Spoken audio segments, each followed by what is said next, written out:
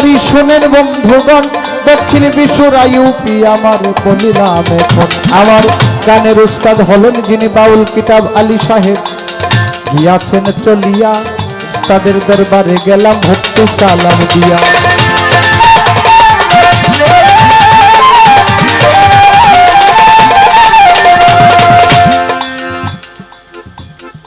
আজকে আপনাদের এলাকায় প্রথম, এই জায়গাটাই প্রথম, কিন্তু গত রাত্রে গান করলাম গাজীর কান্দি, বেশি দূর না সম্ভবত এখান থেকে। কিন্তু একটা বিষয় এই অল্প সময়ে যেটা বুঝলাম, কালকে বন্ধনা গানটা করতে পারি নাই, মানে এত চিল্লা ফাল্লা এত হাউ কাউ, যে কারণে গান করার কোনো সুযোগ সুবিধা পাই নাই।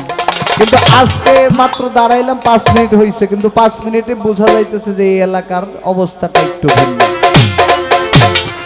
তাই গান করতেছি, বন্দনা গাইতেছি, আর চিন্তা করতেছি যে একই এলাকায় গাইলাম, গতকালকে গাইলাম ওইদিকে আর আজকে এইদিকে, কিন্তু একদম পুরাপুরি পরিবর্তন। ওইখানে যে অবস্থাটা ছিল এখানে অন্যরকম।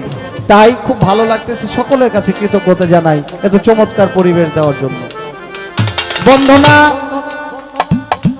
যদি আমরা করতে থাকি তাহলে অনেকক্ষণ সময় নিয়ে বন্দনা গাওয়ার সুযোগ আমাদের আছে, কিন্তু আমি চাই যেহেতু প্রথম আসছি আপনাদের মূল্যবান সময় নষ্ট না করে কিছু ভালো গান আপনাদেরকে শোনানোর। কেননা যদি কিছু ভালো গান আজকে শোনাতে পারি তাহলে সেই গানের মাধ্যমে হয়তো আপনাদের দয়া দৃষ্টি ভালোবাসা পাওয়ার সম্ভাবনা আছে।